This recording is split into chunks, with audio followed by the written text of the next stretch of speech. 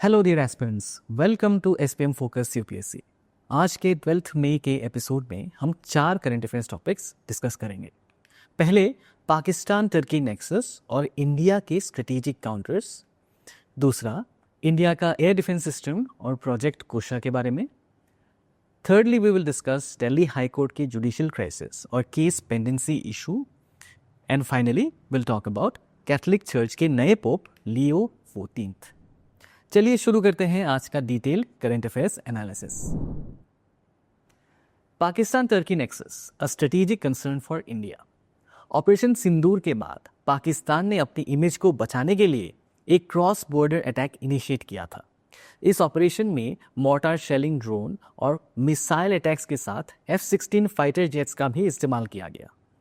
मई 2 को पाकिस्तान ने जम्मू के 30 लोकेशंस पर मैसिव ड्रोन अटैक लॉन्च किया, जिसे इंडियन फोर्सेस ने सक्सेसफुली रिपेल कर दिया है। इंटरनेशनल रिएक्शंस भी इस इंसिडेंट के बाद सामने आए।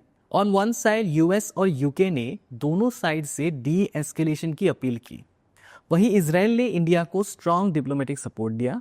हाउएवर, टर्की ने ओपनली पाकिस्तान का साइड लिया। रिपोर्ट्स के मुताबिक पाकिस्तान ने इस अटैक में over 300 Turkish made Asisguard Songar drones का यूज़ किया है। इसी कॉन्टेक्स्ट में पाकिस्तान टर्की नेक्सस के पीछे के मेजर फैक्टर समझना भी ज़रूरी हो जाता है। सबसे पहला फैक्टर है आइडियोलॉजिकल बॉन्ड। दोनों देश अपने पॉलिटिक्स में इस्लामिक आइडेंटिटी का यूज़ करते हैं। टर्की के प्रेसिडेंट रिसेप तायिप एर्दोआन का पॉलिटिकल स्टाइल भी रेडिकल इस्लामिक नैरेटिव के अराउंड ही घूमता है। दूसरा फैक्टर है मुस्लिम वर्ल्ड में लीडरशिप का कंपटीशन। टर्की सऊदी अरेबिया के साथ लीडरशिप के लिए compete करता है।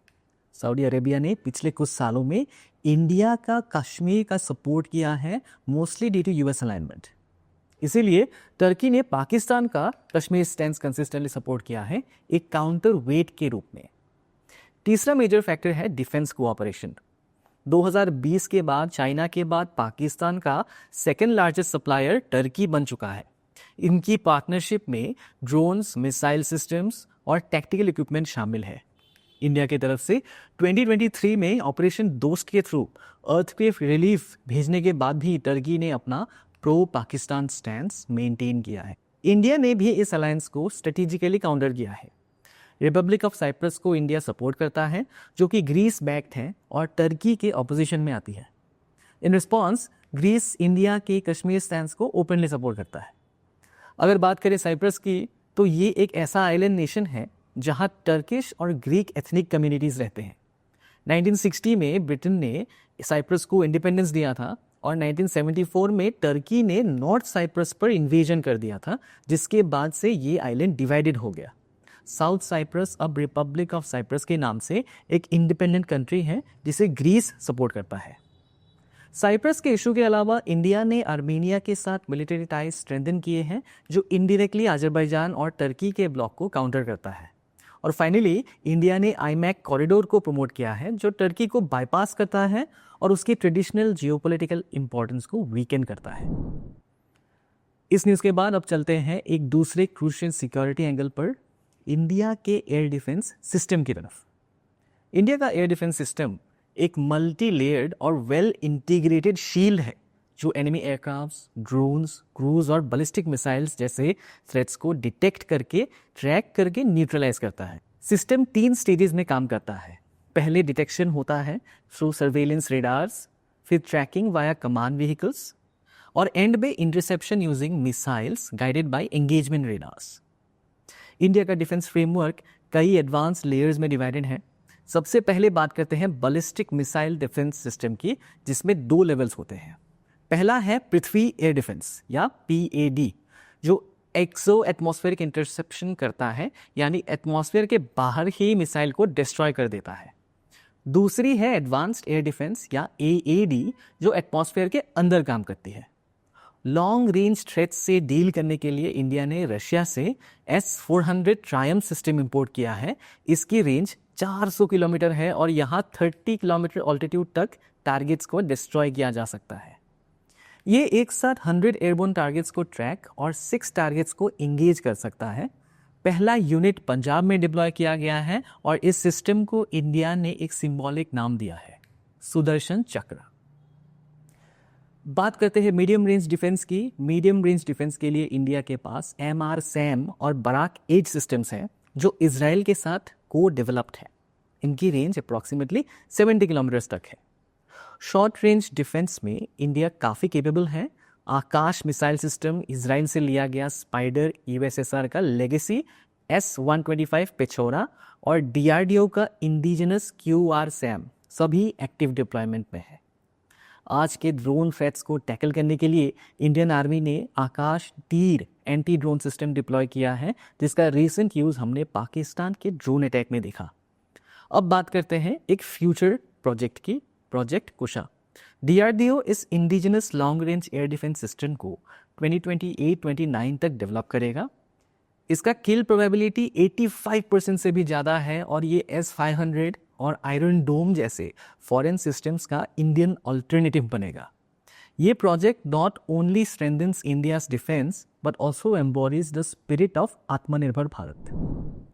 मूविंग ऑन, चलते हैं जुडिशियल इंफ्रास्ट्रक्चर की तरफ, जहां दिल्ली हाईकोर्ट में एक सीरियस पेंडेंसी क्राइसिस देखने को मिल रही है। फिलहाल कोर्ट सिर्फ 36 जजेस के साथ ऑपरेट कर रहा है, जबकि सैंक्शनड स्ट्रेंथ 60 जजेस की है। यानी कोर्ट अपनी फुल कैपेसिटी के सिर्फ 60% पे ही काम कर रही है।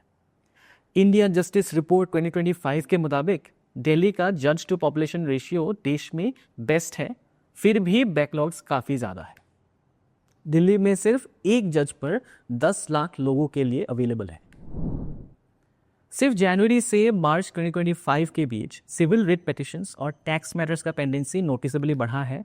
मार्च 2025 में 5,600 से ज़्यादा नए केसेस फाइल हुए, लेकिन डिस्पोज सिर्फ 4,208 ही हो पाए हैं।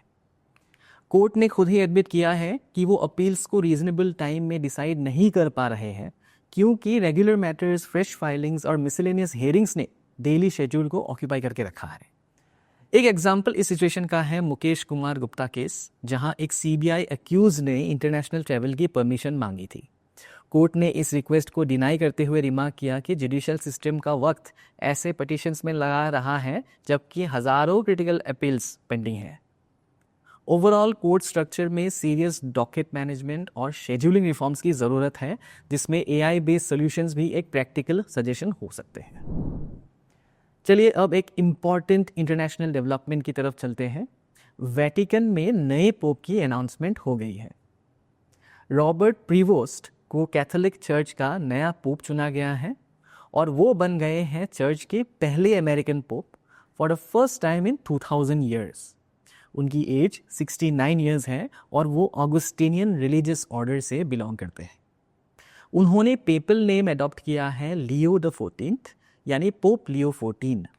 आखिरी बार ये नेम पोप लियो 13 ने यूज़ किया था, जिनका टेन्योर 1878 से 1903 तक था। रॉबर्ट प्रीवोस्ट ओरिजिनली शिकागो से हैं, लेकिन उनके पास पेरू की भी सिटीजनशिप है, जो उन्हें नॉर्थ और साउथ अमेरिका दोनों का रिप्रेजेंटेशन देता है। ये अपॉइंटमेंट सिर्फ रिलीजियस ही नहीं, बल्कि लैटिन अमेरिका के ग्रोइंग रोल को भी रिफ्लेक्ट करता है in global religious leadership. Now let us move on to the quote of the day. आज का कोट है, Happiness is when what you think, what you say and what you do are in harmony. Mahatma Gandhi ji का ये coat, इसका मतलब यही है कि असली खुशी तब मिलती है जब आप जो सोच रहे हैं, जो बोल रहे हैं और जो कर रहे हो, तीनों एक ही डायरेक्शन में हो। जब आपके विचार, शब्द और एक्शंस में कंसिस्टेंसी होती है, तभी इनर पीस और सेटिस्फेक्शन का एहसास होता है। विद दैट डियर एस्पिरेंट्स, आज के लिए इतना ही। कल फिर मिलेंगे एक नए एपिसोड के साथ। Till then stay informed, stay focused and Jai Hind.